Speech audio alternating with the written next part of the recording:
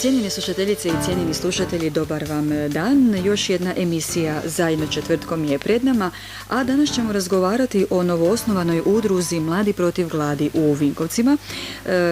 Moje gošće, odnosno i vaše gošće, su danas Jelena Gilja, predsjednica udruge Mladi protiv gladi u Vinkovcima. Jelena, dobar vam dan. Dobar dan, pozdrav svim slušateljima.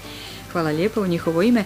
I s nama je i potpredsjednica udruge Mladi protiv gladi Zrinka Tomić. Zrinka, dobar dan i vama, dobro nam došle. Dobar dan, hvala na pozivu.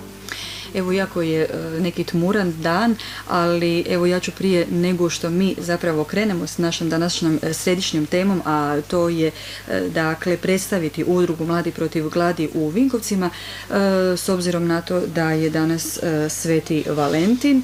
Evo i dan zaljubljenih i sve to što nosi ovaj dan, pa evo koristim ovu prigodu, dakle čestitati svim svećarima sretan i blagoslovljen imendan. A tko je zaljubljen, nek bude zaljubljen ne samo danas, nego i uvijek. A ono zapravo u čega ste, Jelena, vi zaljubljeni, možemo reći, je ona jedna velika, ne znam, ljubav i poriv, između ostalog, pomoći drugima zapravo, Da. Upravo je to, dakle, i potaknulo nekako na osnivanje udruge, pa evo možemo zapravo za početak onda nešto i reći kad je osnovana udruga.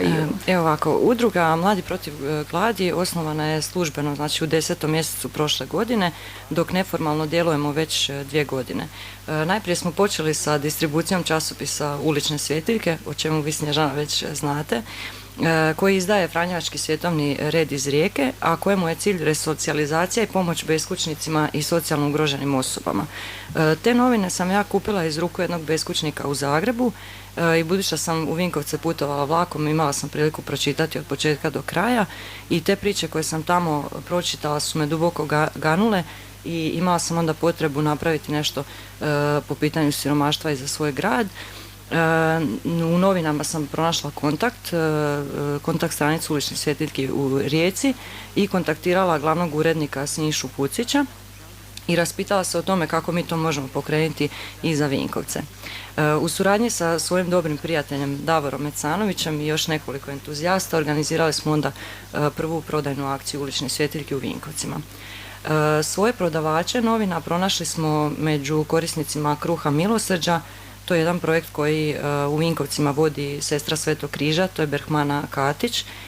Sestra prikuplja, dakle, kruh koji preostane nakon zatvaranja pekara i taj kruh dijeli ljudima koji su u potrebi. Nakon te naše prve akcije javljalo se sve više volontera i ljudima koje je bila potrebna pomoć, a podržali su nas i župnici svih župa vinkovačkih, svih 6 župa, i najavljivali te naše akcije na svetim misama. Budući, znači, da smo uočili potrebu i za drugim načinima pomaganja, u suradnji sa tim svojim prijateljima iz Rijeke odlučili smo otvoriti socijalnu samoposlugu u Vinkovcima po uzoru na njihovu. I tu ste, koliko sam upućena, naišli na veliku pomoć. Na veliku pomoć i ovim putem bi zahvalila ljudima koji su nam pružili podršku. To je najprije gospodin Ivan Cvitković koji nam je dao prostor na besplatnu uporabu, grad Vinkovci, naravno gradonačelnik dr. Mladen Karlić, gospodin Zdenko Rečić koji nam osiguravaju režije i troškove akcije, Vinkopromu, dakle gospodinu Vladimiru i Tomislavu Ragužu koji su nam opremili prostor, Centru za socijalnu skrb na suradnji i podršci, svim ravnateljima i djelatnicima osnovnih i srednjih škola, roditeljima i djeci koji su donirali hranu u ovoj našoj prvoj akciji, građanima koji su donirali hranu i javili se da bi volontirali i pomogli, a odaziv je bio jako velik, i svim vrijednim volonterima koji su nesebično odvajali svoje vrijeme kako bi socijalna samoposluga zaživjela, i na kraju svim predstavnicima medijima, možemo reći vas, Snježana, koji ste imali onu prvu emisiju o svjetiljkama, Mario Kokaj koji nas prati od početka, tu našu priču koja nas je pokrivao uvijek, i to je to. Jel? To je zapravo svi mediji svi mediji su uključeni i jako je veliki interes za ovo što radimo. Zrinka, evo Jelena je spomenula socijalnu samoposlugu, pa evo možda malo konkretnije, tko ima pravo na pomoć u socijalnoj samoposluzi i zapravo kako se može donirati? Pa prioritetni korisnici socijalne samoposluge su znači obitelji s područja grada Vinkovaca i okolice. Mi smo uzeli taj neki prosječni primanje 500 kuna i manje po članu obitelji. Naravno, postoji jedna ta siva zona, znači gdje postoji puno ljudi koji nisu siromašni, a koji trebaju pomoć i mi smo također tu kako bi i njima pružili neku, ajmo reći, vid neke pomoći ili barem ih uputili ili učinili nešto za njih kako bi im olakšali život. Ja. A također, znači, Centar za socijalnu skrb stvarno nam je dao potporu, ma ne samo Centar za socijalnu skrb, iako je gospođa ravnateljica Milica Benić stvarno nam je došla u susret, puno, što je Jelena spomenula, puno ljudi je prepoznalo tu akciju i mi smo stvarno pomalo i šokirani tim pozitivnim reakcijama u zajednici, jer očito postoji potreba, a ljudi su stvarno spremni pomoći bez obzira na svu oskudicu i ovo neko sivilo koje vlada svugdje, ali to je stvarno jedan tračak nade i za nas, da smo na pravom putu, da stvarno radimo nešto što je vrijedno, ajmo reći. Tako da, znači, svi oni koji žele biti korisnici naših usluga, socijalne samoposluge, mogu se, znači, prijaviti kod nas u udruzi. To je Gajeva 17a preko puta promenade kraj pekare Kruna. Također ćemo imati oglasnu ploču na vratima socijalne samoposluge. Imamo i naš Facebook profil gdje se isto također ne samo znači korisnici nego i ljudi koji žele donirati znači prvenstveno hranu i higijenske potrepštine i to nepokvarljivu hranu, znači jer to treba stajati kod nas pa dok mi to sve distribuiramo dalje, znači da se hrana ne pokvari. I također imamo broj telefona 092 131 5130 na koji se znači svi ljudi dobre volje žele javiti, donirati hranu ili na primjer čak prijaviti, znači kao korisnici, ali više volimo taj lice u lice, taj kontakt s našim korisnicima jer i mi njih ne želimo da nam budu jedna brojka, nego zaista da i mi njih upoznamo njihovo stanje, njihovu obitelj, njihove potrebe, jer svaka priča je priča za sebe i ne može se nikoga ni osuđivati, ni generalizirati, znači zato idemo više na taj licem u lice kontakt, pogotovo s našim korisnicima, da mi njih upoznamo i da vidimo što je to što njima treba. Što bi rekli face to face, tako je. Ali možete i preko Face-a isto. I baš tako, preko Facebooka.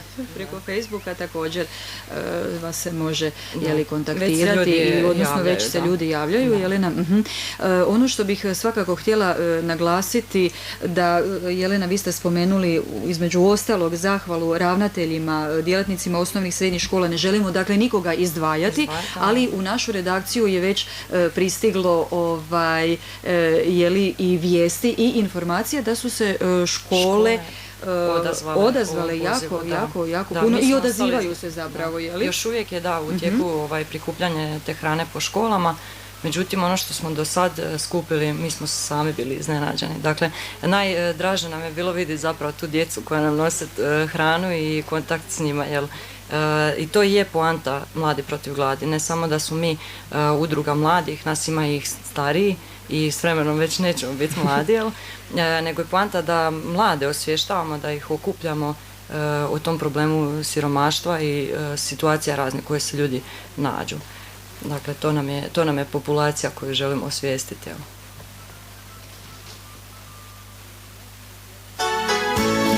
Spominjali smo dakle što se sve prikuplja, hrana, higijenske potrepštine, ali zapravo po kojem kriteriju će se to dijeliti, kako se dijeli, kome, kuda?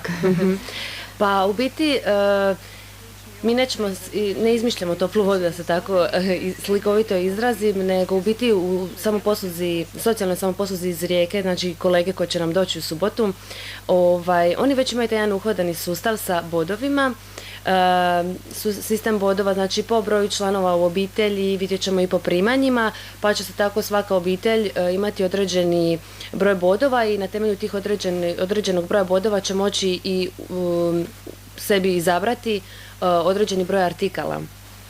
Kao što sam spomenula, znači dolaze nam kolege iz Rijeke, Siniša koji nas je u biti najviše motivirao da krenemo sa ovom akcijom, jer Jelena je stvarno, ona je naš Siniša ovdje, i nas dvije smo ljetos išle u Rijeku da vidimo kako to tamo funkcionira i stvarno smo ostale,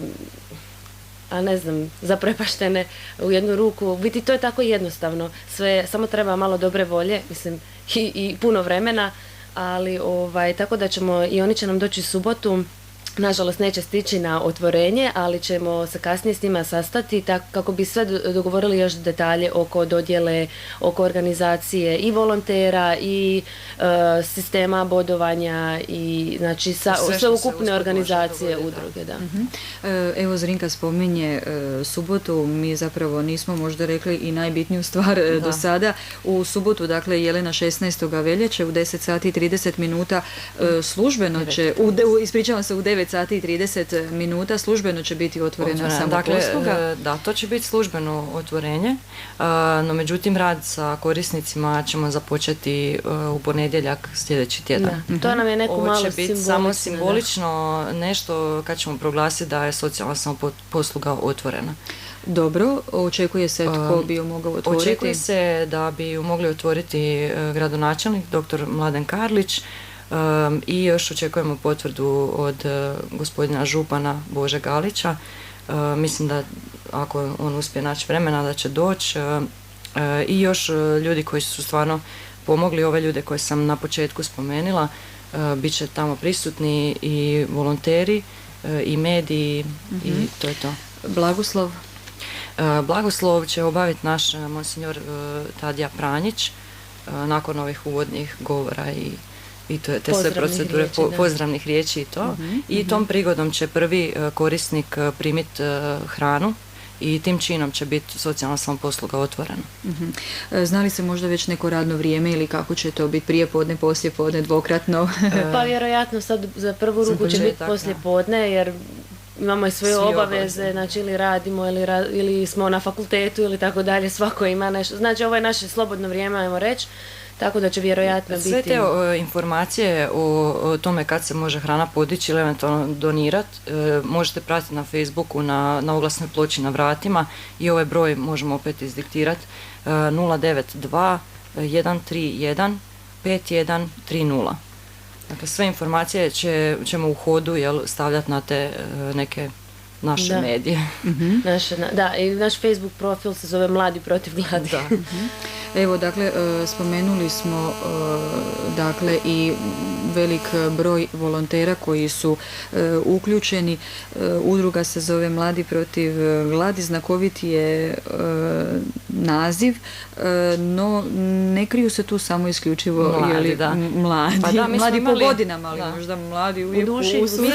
Mi smo u srcu i duši mladi, da, mladi jesu, većina je mladi, no međutim imamo i ovi stariji koji su nam podrška, to je recimo Daniel Cirimotić, on je uvijek bio uz nas i pomaže nam jako puno. Dakle, nije poanta samo da su mladi, nego je poanta taj cilj rada sa mladima, osvještavanje i da mi pokažemo našoj zajednici da ima nas koji, da nismo samo okupljamo se, idemo u grad i to. Znači da ima jedno mjesto gdje korisno trošimo svoje vrijeme i pomažemo ljudima. Jelena, vi ste predsjednica, pa nije baš lako biti predsjednica možda? Pa lako je kad imate podršku ljudi sa strane. Znači to je dakle jedna vojska volontera. Ima 20 koji su sudjelovali samo u opremanju prostora, dakle u kojoj god doba dana, noći zoveš, oni su raspoloženi za pomoć i stvarno mladi hoće, a s druge strane da nije lako. Malo je bilo problem iz naći slobodnog vremena i to, ali uspije se, može se. Kad imaš volju, to ide to sve. Sve se može kad se hoće. Kad imaš volju i ljude koji su uz tebe, to je to. Evo dakle razgovaramo o udruzi Mladi protiv gladi, najavljujemo otvaranje od subote socijalne samoposluge, rekli smo adresa Gajeva 17a Vinkovci. Jelena, jesu li to osobe koje će dolaziti ovdje u samoposlugu isključivo Vinkovčani ili će to biti i iz drugih mjesta? Ne, u socijalnu samoposlugu dakle mogu doći i Vinkovčani i ljudi iz okolnih mjesta. Jer dok smo radili sa sestrom Berhmanom, sestra dakle brine i o ljudima iz raznih okolo sela, ne znam, Nuštar i ovi naši po krajnji kvartovi u Vinkovcima, ne znam, Borinci, Slavija, Mirkovci i tako dalje. Znači, nikoga nećemo odbiti, tako ćemo reći. Znači, da dođe, ne znam, iz Jarmine ili ne znam di,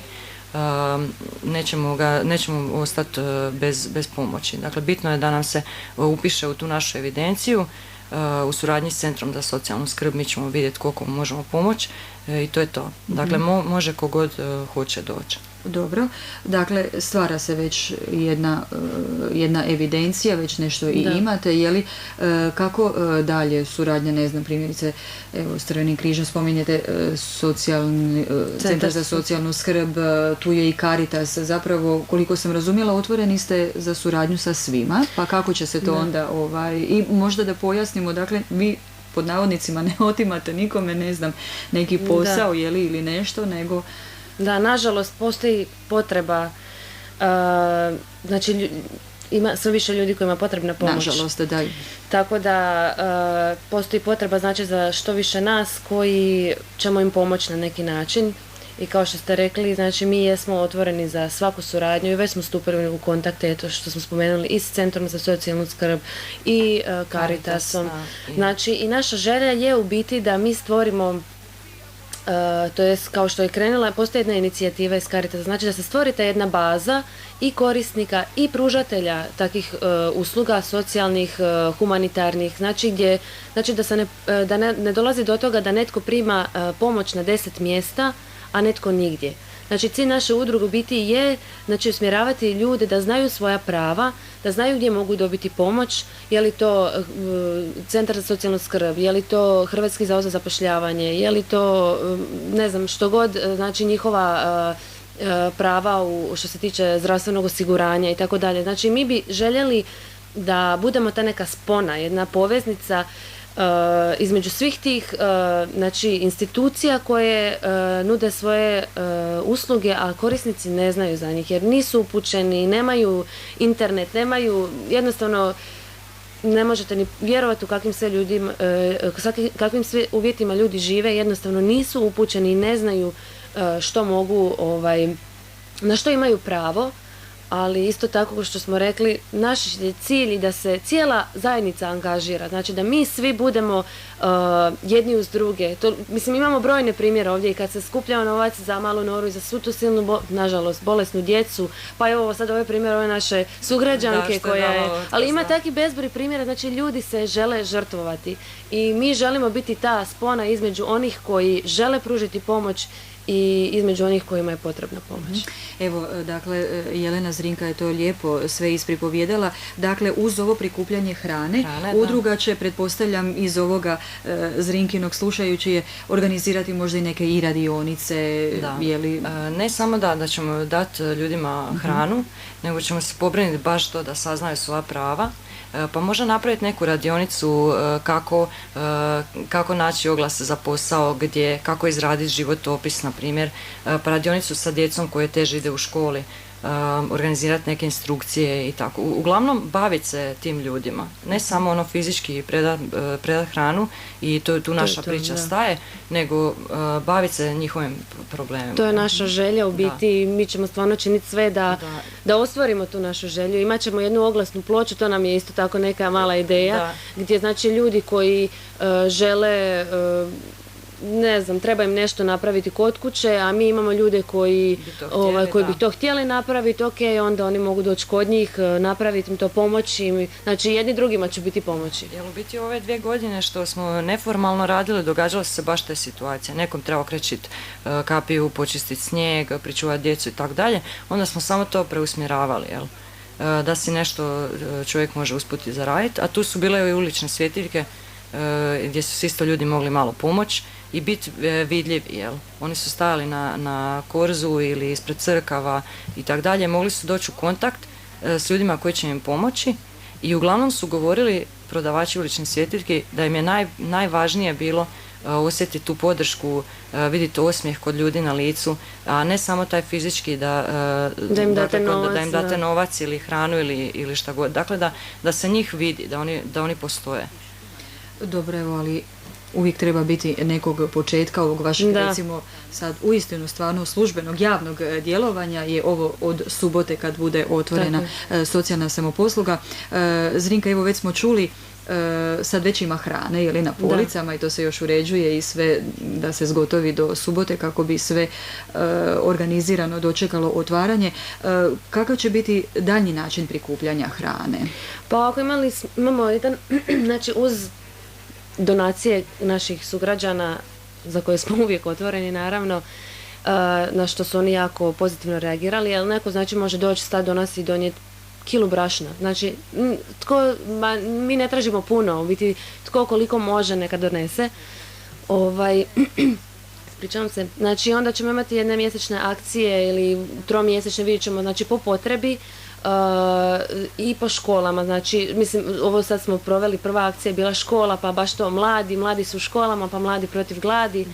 To ide po načelu, evo moramo samo istaknuti, Jelena, također jedan učenik, jedan proizvod. Međutim, oni su donirali i više, ali taj princip je bio jedan učenik, jedan proizvod. Dobro, i to je zanimljivo i organizirano, dakle u svakom razredu ili u zbornici postavljena je kartonska kutija u kojoj učenici mogu evo donirati potrebne proizvode. Dakle, uistinu su se odazvali na to i mi smo stvarno zahvalni da jako brzo su reagirali i čak se i ponudili za dalje. Ponudili su se za dalje za tijekom godine da bi mogli ponoviti tu akciju.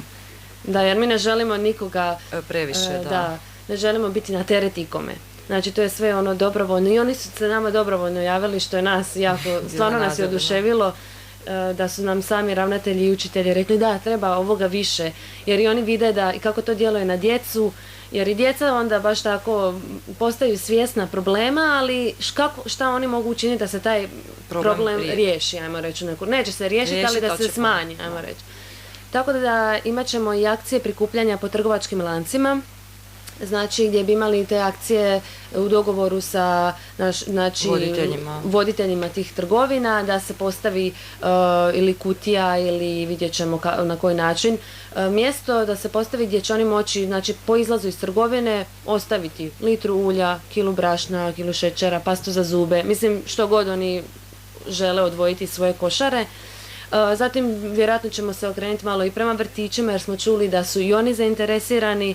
Znači da još baš od malih nogu, znači i oni krenu, jer baš ono, ta mala djeca kad oni daju nešto svoje, to je onda stvarno od srca. Zatim ćemo imati humanitarne koncerte u dogovoru s našim lokalnim zvijezdama i dalje vidjet ćemo koliko ćemo uspjeti nekoga ko će nam se odazvati pozivu, tako da imamo puno toga, zahtijevat će puno energije i vremena, ali mi smo spremni za to, a samo se nadam da ćemo biti prepoznati da ćemo i dalje ostati prepoznati kao što smo sad na početku. Da ovaj interes neće jenjavati. Tako je, da. Moramo također spomenuti kako će ova socijalna samoposluga koja će biti otvorena u subotu biti zapravo druga u cijeloj Hrvatskoj. Prva je u Rijeci. Prva je u Rijeci i ova druga je u Vinkovcima. A zatim očekujemo da bi se moglo otvoriti i u Zagrebu sad u bližoj budućnosti negdje. Mislim da u Zagrebu kolege rade na tome, što je zanimljivo što smo mi u biti jako umreženi. Znači Rijeka, Zagreb, Vinkovci, Split, Varaždin i tako dalje. Mislim da je i Zadar tu ulične Zadar, dakle i svi ti voditelji prodaje tih svjetiljki i od socijalne samoposluge i tako dalje, oni su nam isto pružali pomoć i telefonskim razgovorima i savjetima. To je baš ono nesebično dijeljenje informacija, znanja, iskustva. Možemo reći da je cijela Hrvatska mladih umrežena. Dakle, da nas ima i da se čujemo, da se družimo.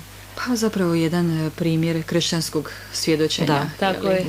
Evo, baš je ovo simbolično otvaranje na početku korizme, što će nas možda sve dodatno motivirati da pogledamo sami u sebe, i da pogledamo oko sebe, što je bitno, i da si damo priliku, da pomognemo. I evo spominjemo dakle i korizmu, vjera je cijelo vrijeme protkana kroz ovo, treba se zapravo onda uvijek i prisjetiti Isusovih riječi, što god učiniste jednome od ove moje najmanje braće, meni učiniste. I zapravo, možda je to i neki moto, je li? To je takav moto, da. Htjela sam reći da protkano je sve kršćanskim načelima i primamo ljude sa svih strana i nećemo biti nikad nikome pomoći i treba reći sve u skladu našim mogućnostima, da i treba reći danas kad je crkva, kad se jako puno govori protiv nje i ovakav jedan primjer služi i moram reći da smo tako započeli i tako smo se oformili na kršćanskim temeljima. Nisu samo dakle ulične svjetiljke i ova samoposluga će biti svjetiljka. Zapravo, nažalost, što se ovakve ustanove, odnosno ili ovako nešto treba otvarati, ali evo, ako je već tako, onda ćemo i drugu stranu pokazati da se može i pomoći onima kojima je najpotrebnije. Vjerujem da tu ulaze dakle Zrinka i svi oni, ne znam, koji rade, a ne dobivaju i plaću, ne isključivo oni koji su bez stalnog radnog odnosa ili tako, nećete dakle gledati na to, nego uistinu onome koji je uistinu u potrebi, njemu će se i pomoći. To će se i vidjeti po tim evidencijama. I onda pa tako baš ono što smo rekli, prioritetno su znači ti socijalni slučajevi, ali ne možemo odvajati. Što smo rekli, puno je nesiromašnih koji nemaju, znači stvarno su svakake životne okolnosti, ne znamo nikad šta nam život nosi, mi ćemo stvarno dati od sebe da kad nam se ljudi obrate za pomoć, za što se mi nadamo isto da nas neće iskorištavati na neprikladan način, ali svašta se dogodi, možda nekad ljudi i ne sa zlim namjerama nešto se okrene kako ne treba, ali mi ćemo stvarno dati sve od sebe, znači da i pomoć stvarno dođe u prave ruke, mi ćemo provjeriti koliko možemo i znači izlaskom na teren i sa Centrom za socijalnu skrb, gdje god budemo mogli dobiti neki vid feedbacka od nekih institucija, znači, ali stvarno nećemo nikoga odbiti, što je Jelena rekla, cilj nam je stvarno pomoći, vjerujemo da ljudi će biti svjesni da znači iskorištavanjem ili nekom zlom namjerom, jer to će se kad tada otkriti, mi ćemo možda biti i naivni u početku i svačega će biti, mi smo spremni na sve i znamo da će biti i koje kakvih priča, ali nas to ne zanima, mi znamo naš cilj, a sve ono što je ajmo reći nešto negativno ili loše što se može dogoditi, mi ćemo to, što kažemo, prepustiti Bogu u ruke, a mi znamo zašto smo tu, a sve ono što se kaže, u laži su kratke noge. Nećemo se time opterećivati. Da, u biti da, nećemo uzimati to za zlo. Da. Ponovimo još jednom, Jelena, broj telefona. Može. 092 131 5130. Dobro, vidimo se svakako u subotu u 9 sati i 30 minuta, Gajeva 17a Vinkovci. Ako se netko od naših sugrađana i nađe u to vrijeme, i tada će moći ostaviti koji artikl. Bez obzira što će biti onako malo svečanijega ugođaja, ali dobrodošla je svaka pomoć. Volontera ima, čini mi se, rekli ste 40-ak, Da. ali tko možda, evo slušajući ovu emisiju, možda ćemo nekoga potaknuti, može se uvijek u svaka doba javiti? Da, svakako Isto se na ovaj možete broj javljati i možete se javljati na broj, a svakako na našu stranicu Facebook u inbox možete odmah poslati svoje podatke kogod želi sudjelovati i mogu reći da se ljudi već tu javljaju. Znači i dosta volontera imamo već i mi ćemo i pokušati nekako preraspodijeliti da svakome nađemo neki posao. Sad na početku je malo nastala, ajmo reći, gužva, pa da se ljudi ne osjećaju isključeno, bit će vremena za volontiranje za svakog od njih, kogod da želi.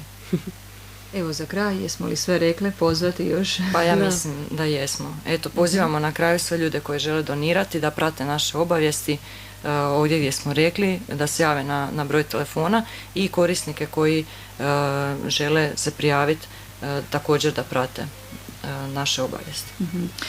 Još samo nešto, Zrinka, korisnici će, pretpostavljam, dobiti možda neki kartončić ili nešto, ili kako će to već isto biti organizirano u buduće.